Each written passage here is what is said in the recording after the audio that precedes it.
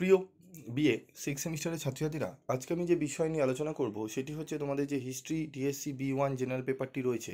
এই পেপার থেকে আমি তোমাদের গুরুত্বপূর্ণ লাস্ট মিনিটে সাজেশান দিয়ে দেবো। যে প্রশ্নগুলো বলবো খুব ভালো করে পড়ো। আমি লাস্ট ফিউ মিনিটসে যখন সাজেশান দেবো সেইটাও একটু ফলো রাখবে। তবে এই প্রশ্নের যে সাজেশানটি দিচ্ছি এই প্রশ্নগুলো ভালো করে করো।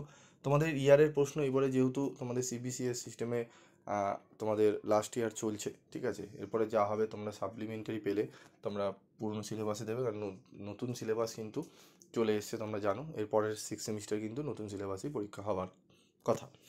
তো তোমাদের প্রশ্ন কিন্তু এবার ইয়ারের যে প্রশ্নগুলো এসছে সেগুলোই ফলো করলে তোমাদের হবে। তবে দুটি প্রশ্ন ইয়ারের বাইরে দেবে, সেই দুটো প্রশ্ন আমি তোমাদের অবশ্যই পরে বলে দেবো। সেই দুটো প্রশ্ন একটু ভালো করে করে নেবে। তবে এর মধ্যেই ম্যাক্সিমাম প্রশ্ন তোমরা কমন পেয়ে যাবে। তো চলো, ইয়ারেরও প্রশ্ন অনেক রয়েছে, তিনটে ইয়ার মিলিয়ে পড়লে অনেক প্রশ্নই হয়ে যায়, তার মধ্যে থেকেও আমি তোমাদের বেছে দেবো, স্টার মার্ক করে দেবো। তো চলো 20 নম্বরের প্রশ্ন। প্রথম প্রশ্ন পড়ব, ইউরোপীয় সমাজের ওপর শিল্প বিপ্লবের প্রভাব আলোচনা করো। মূল্য বিপ্লব বলতে কী বোঝো? শিল্প বিপ্লব কেন প্রথম ইংল্যান্ডে শুরু হয়? এই তিনটি প্রশ্ন অত্যন্ত গুরুত্বপূর্ণ। এই তিনটি প্রশ্ন 2023-এ এসছে, 23-এর প্রশ্ন। এই তিনটি ভালো করে পড়ে নেবে, এখান থেকে তোমরা একটি 20 নম্বরের প্রশ্ন 100% কমন পেয়ে যাবে, ঠিক আছে। তবুও রিস্ক না নিয়ে আরও দুটি প্রশ্ন যদি পড়ে নাও খুবই ভালো হয়।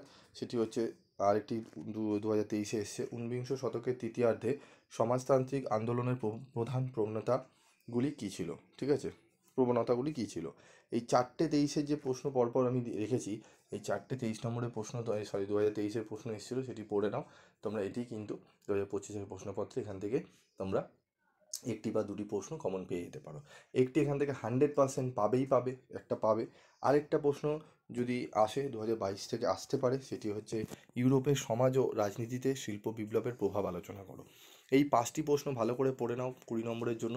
একদম নিশ্চিন্তে থাকো, 20 নম্বরের যে কটা প্রশ্ন তোমাদের করতে হবে সব কটা প্রশ্নেরই অ্যান্সার তুমি করে নিতে পারবে, ঠিক আছে।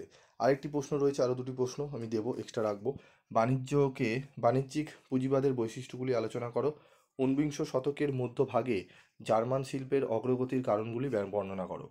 ঊনবিংশ শতকের মধ্যভাগে জার্মান শিল্পের অগ্রগতির কারণগুলি বর্ণনা করো। এই প্রশ্নটি ভালো করে করবে। এই 7টি প্রশ্ন রয়েছে। তারপরে 8 নম্বর প্রশ্ন, এটি পড়ার দরকার নেই, এটি 24-এ এসে গেছে, 22-এটাই রিপিট করেছে 24-এ।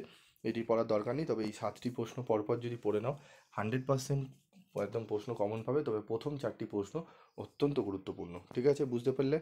20 নম্বরের জন্য এই প্রশ্নগুলো কিন্তু খুবই গুরুত্বপূর্ণ, এগুলো ভালো করে তোমাদের কিন্তু রেডি করতে হবে, ঠিক আছে। আবার দেখে নাও, প্রথম 4টি প্রশ্ন খুবই গুরুত্বপূর্ণ, তারপর 5 এবং 6। এই প্রথম 4টি প্রশ্ন ভালো করে পড়বে, তার সঙ্গে যদি পারো 5 আর 6 মানে 6টা প্রশ্ন পরপর যদি পড়ে নাও, 20 নম্বরে তুমি কিন্তু একদম অনায়াসে কোশ্চেন কমন পেয়ে যাচ্ছ, ঠিক আছে। তো এই 20 নম্বরের প্রশ্নগুলো এগুলো ভালো করে করো,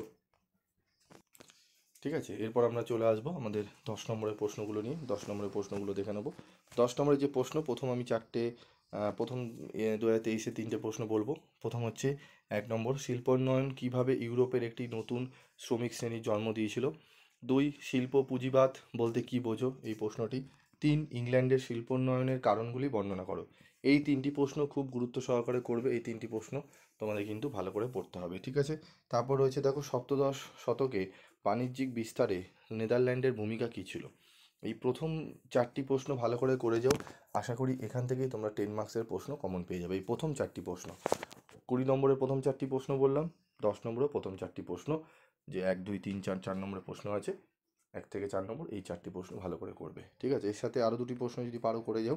ইংল্যান্ডে শিল্প বিপ্লব কেন প্রথম শুরু হয়েছিল, এটি 20-তেই দিয়েছি, ওটা পড়লে এটা কমপ্লিট হয়ে যাবে। আর মূল্য বিপ্লব বলতে কী বোঝো, ষোড়শ শতকীয় ইউরোপীয় অর্থনীতির ওপর মূল্য বিপ্লবের কী প্রভাব ছিল, এটিও 20-তে দিয়েছি, মানে 20 নম্বরের প্রশ্নের মধ্যে রাখা আছে। তো মোট টোটাল এখানে 6টা রয়েছে। প্রথম 4টি প্রশ্ন খুবই গুরুত্বপূর্ণ, তারপরে 20 নম্বরটা পড়লে 5 আর 6 তোমাদের অটোমেটিক কিন্তু হয়ে যাচ্ছে। তার সাথে আরেকটি প্রশ্ন রয়েছে, ফ্রান্স ও জার্মানিতে শিল্পোন্নয়ন প্রক্রিয়ার প্রধান বৈশিষ্ট্যগুলি বিচার করো। ফ্রান্স ও জার্মানিতে, ঠিক আছে, শিল্পোন্নয়ন প্রক্রিয়ার প্রধান বৈশিষ্ট্যগুলি বিচার করো। তারপর রয়েছে দেখো, সপ্তদশ শতকে ইউরোপের প্রধান বাণিজ্যিক শক্তি হিসাবে ইংল্যান্ড ও ফ্রান্স কীভাবে নিজেদের প্রতিষ্ঠা করেছিল। টোটাল এখানে 8টা কোশ্চেন রেখেছি। এই 8টা যদি করে নিতে পারো খুবই ভালো, আর যদি 8টা না করতে পারো তাহলে প্রথম অবশ্যই 5টা প্রশ্ন তোমাদের করতেই হবে, ঠিক আছে। তো আজকের এই ভিডিও ক্লাসে তোমাদের এই প্রশ্নগুলোই ছিল। খুব ভালো করে এগুলো রেডি করো, পরবর্তী ভিডিওতে আমি 5 মার্কসের কোশ্চেন গুলো বলে দেবো এবং অ্যান্সারগুলো নিয়েও আলোচনা করব। আজকের মতো ভিডিওটি শেষ করছি, দেখা হচ্ছে পরবর্তী ভিডিওতে। সকলে ভালো থাকবে, সুস্থ থাকবে।